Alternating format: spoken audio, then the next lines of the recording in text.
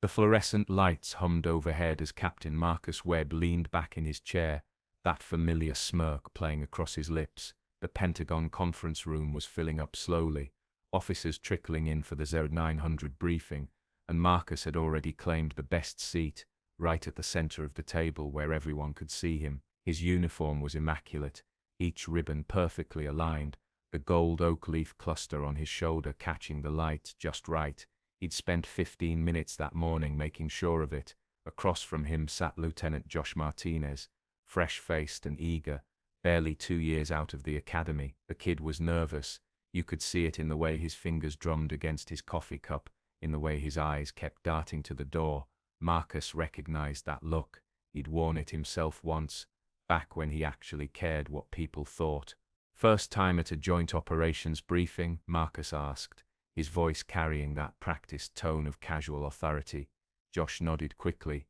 "Yes, sir.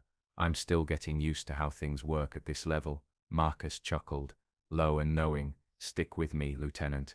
I've been doing this for 8 years, deployed 3 times, ran ops in 7 different countries, advised 2 generals, and worked directly with NATO command in Brussels." He paused, letting that sink in. "You learn a thing or two about how the real military works, not the stuff they teach you at the academy." Josh's eyes widened with exactly the kind of admiration Marcus was looking for. Around them, other officers were settling in, opening laptops, shuffling papers, but Marcus kept his attention on his audience of one. This was how you built your reputation, one impressed lieutenant at a time. "The key," Marcus continued, leaning forward conspiratorially, "is understanding the chain of command, who actually makes decisions, who just rubber stamps them, and who you need to impress to move up. I've made captain in record time because I know how to play the game." He tapped his rank insignia. "This doesn't just happen, you have to be strategic." The door at the far end of the room opened, and a lieutenant colonel walked in, followed by a major. Marcus straightened slightly, offering a professional nod. They nodded back. "See, respect, that's what years of service earned you. Most of these briefings are just formalities," Marcus went on, his voice dropping slightly. "They bring in some new liaison officer or coordinator, someone who's never seen real combat, and they tell us how to do our job. The trick is to look engaged, ask one smart question to show you were paying attention, and then do what you were going to do anyway." Josh was hanging on every word now, and Marcus felt that familiar warmth of validation spreading through his chest. "I remember this one briefing in Kandahar," Marcus continued, warming to his subject. "They flew in some desk officer from DC to tell us about cultural sensitivity. Guy had never left the Beltway, probably thought Afghanistan was somewhere near Alaska." He laughed at his own joke. "We all just sat there, pretended to take notes, and then went back to doing things the way that actually worked. That's the reality of military bureaucracy, Lieutenant. The people giving orders aren't always the ones who should be." Josh shifted in his seat, glancing at the door again. "But sir, don't we have to follow the chain of command regardless?" Marcus waved a hand dismissively. Of course. I'm not saying disobey orders. I'm saying there's an art to managing up. You make your superiors think their ideas were brilliant while quietly steering things in the right direction. It's about influence, Martinez.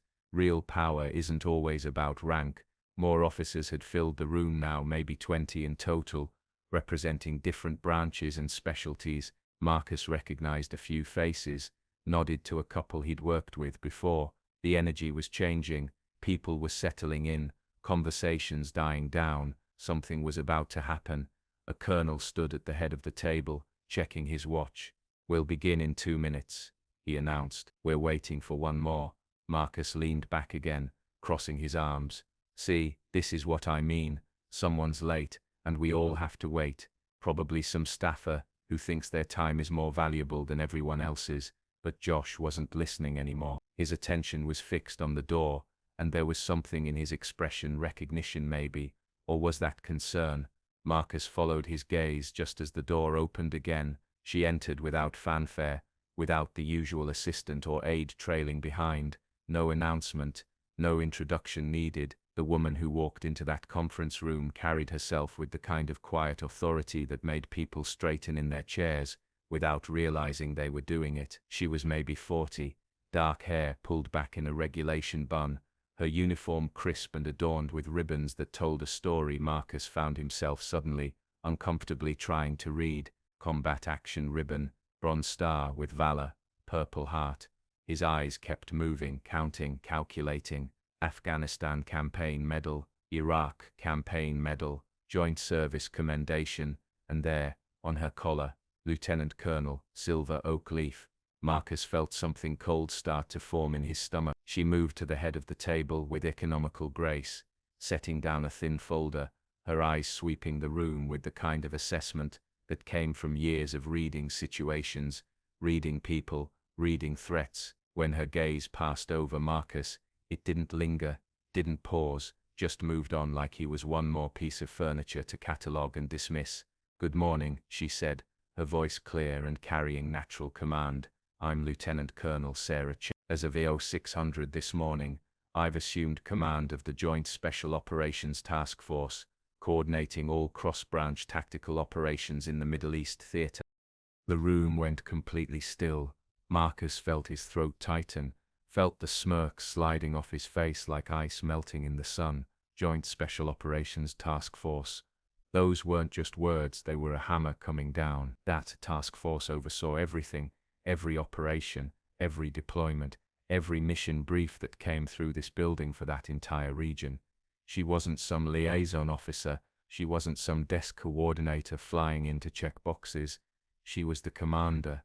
His commander, Colonel Martinez, the senior officer who'd been waiting at the head of the table, nodded respectfully. "Welcome, Colonel Chen. We're ready to begin when you are." Sarah Chen opened her folder with deliberate calm, pulling out a single sheet of paper. "Before we start, I want to address the command structure. I know many of you have been operating with a degree of autonomy, and that's worked well enough. But, moving forward, all tactical operations require my direct approval. No exceptions, no end runs, no informal channels." Her eyes moved around the room, making contact with each officer. "I've reviewed the after-action reports from the last 6 months. We've had good successes, but we've also had breakdowns in communication, unauthorized deviations from mission parameters, and in some cases officers making field decisions that should have gone up the chain." Marcus's hands had gone cold. She was talking about him. She had to. That mission in Mosul, the one where he'd called an audible and rerouted 2 teams without waiting for confirmation. It had worked out. They'd gotten the target. But technically, yes, he'd stepped outside his authority. But that's what good officers did. They made tough calls in the moment. That's what he'd been bragging about, not 10 minutes ago. "I expect professionalism, I expect communication, and I expect respect for the chain of command," Chen continued, her tone never rising, never falling, just steady and implacable.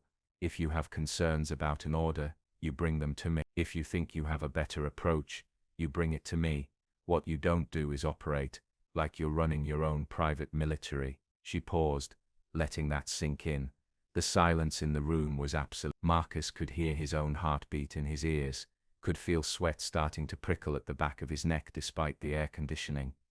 Josh, beside him, had gone very still, his eyes fixed straight ahead, like he was trying to disappear into his chair. "Now," Chen said, her tone shifting slightly, becoming more businesslike, "let's talk about Operation Sandstone. Captain Webb, I believe you're the lead on this." Every head in the room turned toward Marcus. He felt the weight of those stares, felt his collar suddenly too tight, his uniform too warm. He cleared his throat, managed a nod. "Yes, ma'am. Stand up, please, Captain." It wasn't a request. Marcus stood, his chair scraping against the floor too loudly. His legs felt uncertain beneath him, but he locked his knees, pulled his shoulders back. He could do this. He'd briefed generals before. "Walk me through your operational plan," Chen said, her eyes now locked directly on him. "I've read your proposal, but I want to hear it from you." "And Captain," she leaned forward slightly, "I want the real plan, not the sanitized version you put in writing." Marcus felt his mouth go dry. The real plan. She knew, somehow she already knew, he'd submitted a version of Operation Sandstone that followed all the protocols, all the proper channels, but in the back of his mind, He'd already been planning how he'd actually execute it. Faster, leaner, cutting through the red tape, the way he always did. The way that got results. "Ma'am, the operation is a targeted extraction," he began, his voice sounding strange to his own ears. "We have intelligence on a high-value target in Ramadi, approximately 15 kilometers from the green zone. The plan calls for a two-team approach, aerial insertion at 0300, with extraction at 04. Chen was watching him with the kind of attention that made him feel like she could see straight through him, like every word he spoke was being weighed and measured against something he couldn't see. "That's what you wrote," she said flatly. "Now tell me what you were actually planning to do." The room held its breath. Marcus felt a flush creeping up his neck. How did she know? Who had talked? He ran through the possibilities. Anyone he'd mentioned his actual thoughts to, but came up empty. Unless she'd done exactly what she said. Read the after-action reports, studied his pattern, seen how he operated. "I was considering," he said carefully, choosing each word like he was defusing a bomb, "the possibility of reducing the timeline. If we inserted at 0200 instead, we'd have more darkness to work with." "Without additional air support," Chen said. "It wasn't a question. We wouldn't need it if we moved faster. And you were planning to use 3 teams instead of 2, Marcus hesitated. That part hadn't been in any documentation. That had been a conversation, just one conversation with Major Phillips from the 75th Rangers, feeling out whether they had assets available. Casual, off the record. "I was exploring options, ma'am." Chen stood up. The movement was sudden enough that Marcus actually took a step back. Before he could stop himself, she walked around the table, her footsteps measured and deliberate, until she was standing directly in front of him, close enough that he had to look up slightly to meet her eye. He was 6'2", and she still somehow made him feel small. "Captain Webb," she said, her voice low enough that he had to strain to hear it, but loud enough that everyone in that room caught every word. "I need you to understand something very clearly. I don't care about your deployment record. I don't care about your NATO experience. I don't care how many generals you've advised or how many countries you've operated in." She paused, letting each word land like a physical blow. "What I care about is whether you can follow orders. What I care about is whether you understand that this isn't about your career, your reputation, or your ego. This is about the lives of the men and women who will execute whatever plan you put together." Marcus couldn't speak. His throat had closed up completely. "The reason we have protocols," Chen continued, "the reason we have approval processes and chains of command, isn't to slow you down or cramp your style. It's because when things go wrong, and they always eventually go wrong, we need to know exactly who made which decision and why. We need accountability." She reached into her folder and pulled out another sheet of paper. Marcus recognized it immediately. His stomach dropped. It was the Mosul after-action report, the one he'd written himself, carefully worded to make his unauthorized decisions sound like brilliant tactical adaptations. "January 15th, Chen read aloud, Operation Copper Shield. You rerouted Delta Team without authorization, exposing them to hostile fire in an unsecured corridor.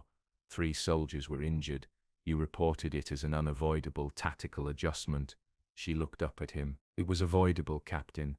If you'd waited for reconnaissance confirmation like you were supposed to, that corridor would have been marked hostile and Delta Team would never have been sent in." Marcus felt like he was falling, like the floor had disappeared beneath him. "They completed the mission, ma'am. We got the target." "You got lucky," Chen corrected, her voice sharp as a blade now. "There's a difference. Luck isn't strategy, Captain. Luck is what you pray for when your strategy fails." She pulled out another report. "March 23rd, Operation Glass Tower. You requested additional air support without going through proper channels, pulling a helicopter away from cover for another operation.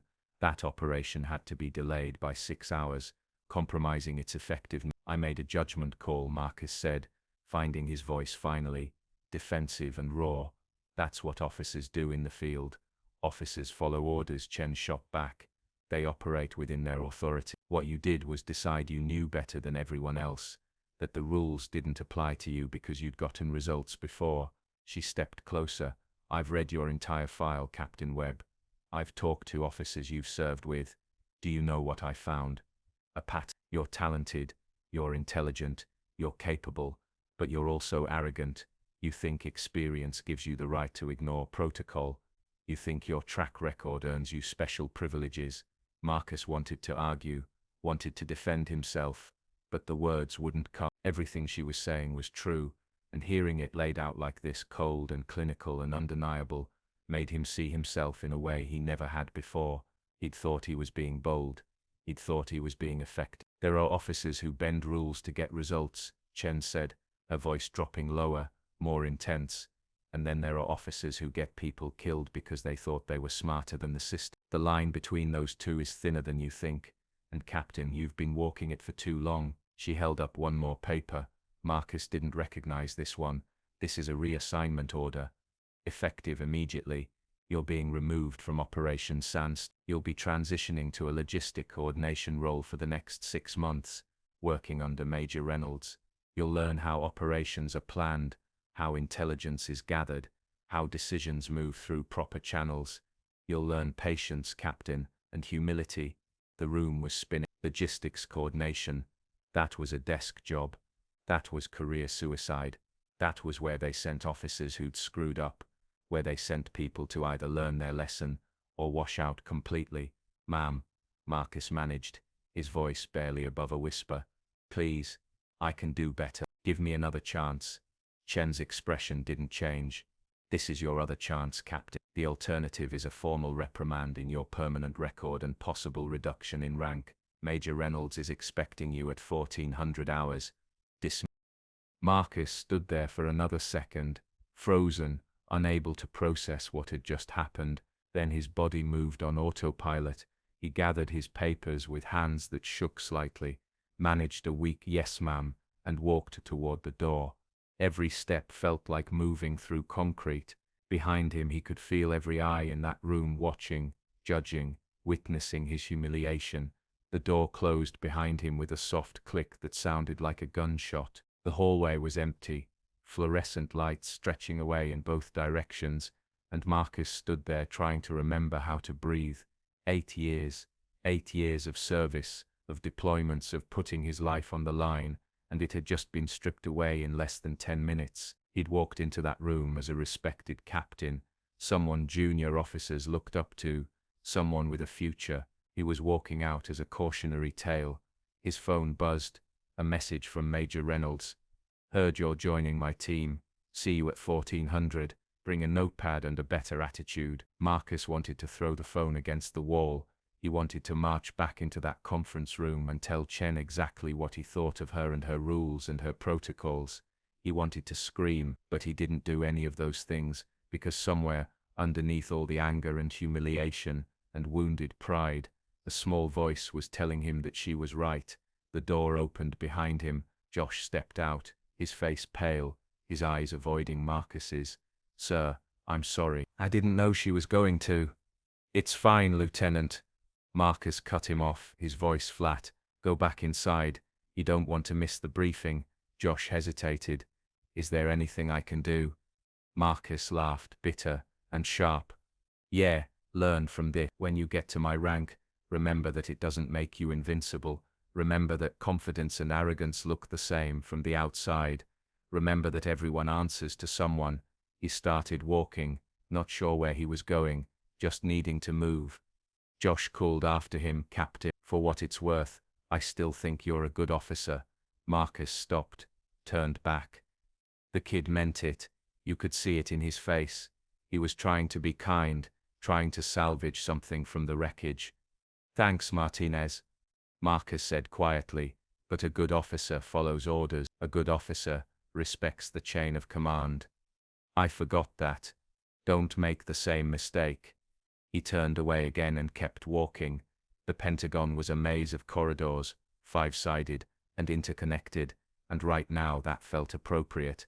He was lost, not just in the building, but in everything. His phone kept buzzing, messages coming in, word traveled fast in the military, and this was the kind of story people would be talking about for weeks. The hotshot captain, who got taken down a peg by the new commander, the officer, who thought he was untouchable until reality hit him in the face. Marcus found himself in a stairwell, empty and echoing. He sat down on the steps, his head in his hands. The anger was starting to fade now, leaving behind something worse. Shame, real, deep, burning shame, because Chen had been right about all of it. He thought about those 3 soldiers who'd been injured in Mosul. He'd visited them in the medical facility, made sure they got commendations, told himself they'd been wounded in the line of duty doing important work. But he'd never really confronted the fact that they wouldn't have been in that corridor at all if he'd just waited for proper reconnaissance. He'd told himself he was being decisive, being a leader. The truth was uglier. He'd been impatient. He'd been showing off. He'd wanted another success story to add to his record, another example of his tactical brilliance to mention in briefings and performance reviews. He'd risked lives for his ego. The realization hit him like a physical blow. His hands were shaking now, really shaking, and he pressed them flat against his knees, trying to make them stop. How many times had he done this? How many operations had he bent to his will, without thinking about the larger consequences? How many times had he gotten lucky and mistaken it for skill? The stairwell door opened 1 level up. Footsteps descending. Marcus looked up to see Lieutenant Colonel Chen coming down the stairs. Of course she'd find him here. She stopped 2 steps above him, looking down with an expression that wasn't quite pity, wasn't quite sympathy, something more complicated. "You hiding, Captain?" she asked. "No, ma'am, just thinking." Chen sat down on the step beside him. The gesture surprised him. Commanders didn't sit on stairs with disgraced captains. They didn't make themselves equal like that. "I wasn't trying to humiliate you in there," she said after a moment. "I was trying to save your career." Marcus let out a breath. "Funny way of doing it. You were heading for a cliff, Webb. I've seen it before. Talented officer, gets results, starts thinking the rules are suggestions, eventually makes 1 mistake too many, and gets people killed. Then it's not just a reassignment, it's a court-martial, a discharge, a life spent wondering if you could have done things differently." She was quiet for a moment, staring at the grey concrete wall across from them. "I know because I was you. 15 years ago, when I was a captain, I thought I was invincible, thought my combat experience made me special. I cut corners, I bent rules, I told myself I was being effective." Marcus looked at her, really looked at her for the first time. The ribbons on her chest told a story of valor, but there was something else there too, something harder won than any medal. "What changed?" he asked. Chen's jaw tightened. "I lost 2 soldiers because I was too arrogant to wait for backup. We were in Fallujah, had a target pinned down. I could have waited 20 minutes for a second team. I didn't. I thought we could handle it. We couldn't." Her voice went flat, distant. "Sergeant Maria Rodriguez and Corporal James Chen, no relation, despite the name. They were good people. They trusted me. I got them killed because I wanted to be the hero who didn't need help." Marcus felt something crack open inside him. "What did you do?" "I almost quit.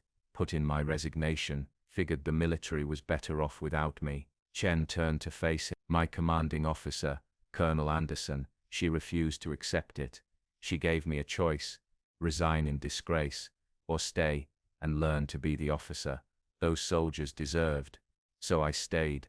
I spent a year in logistics coordination, just like you're about to. I learned how every decision ripples through the system. I learned why we have protocols, why we have chains of command, why patience isn't weakness." She stood up, straightening her uniform. "You have a choice now too, Captain. You can spend the next 6 months angry at me, bitter about being benched, counting down the days until you can get back to operations. If that's what you choose, you'll learn nothing. You'll come out exactly the same, and the next time you screw up, there won't be anyone there to catch you." Marcus stood up too, meeting her eyes. "And the other choice?" "The other choice is harder," Chen said. "You accept that you've been getting it wrong. You check your ego at the door. You learn from Major Reynolds, who's been coordinating operations for 12 years and knows more about logistics than anyone I've ever met. You ask questions. You admit when you don't understand something. You rebuild yourself from the ground up." She started walking down the stairs, then paused and looked back. "I'm not punishing you, Webb. I'm giving you a chance to become the officer you think you already are. Whether you take it or waste it, that's up to you." Then she was gone, her footsteps fading away down the corridor. Marcus stood alone in the stairwell, the silence pressing in around him. His phone buzzed again, another message. Probably someone else who'd heard what happened, ready to either gloat or console. He didn't check it. Instead, he thought about those names, Rodriguez and Chen, two soldiers who'd died because someone like him thought they knew better.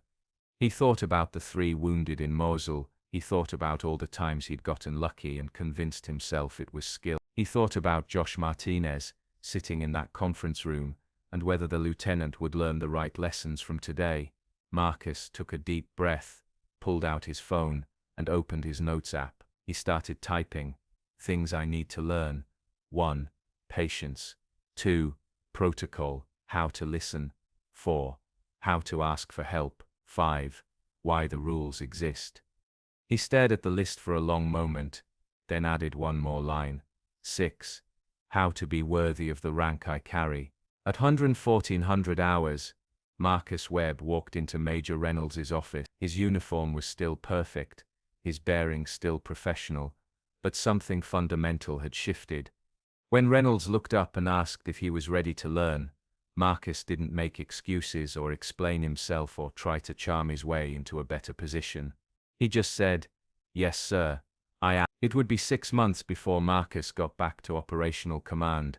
6 months of learning logistics chains, understanding intelligence gathering, seeing how many people worked behind every mission he'd ever run. 6 months of eating humble pie and accepting that being good wasn't the same as being ready. When he finally returned to the field, he was a different officer, quieter, more thoughtful, still confident, but with the kind of confidence that came from knowledge rather than ego. Lieutenant Colonel Chen would eventually move on to even higher command, but she'd always remember the captain she'd broken down and built back up, and Marcus would remember the day he learned that respect isn't demanded, it's earned, and rank doesn't make you right, it makes you responsible. That lesson, harsh as it was, saved his career, and maybe his life.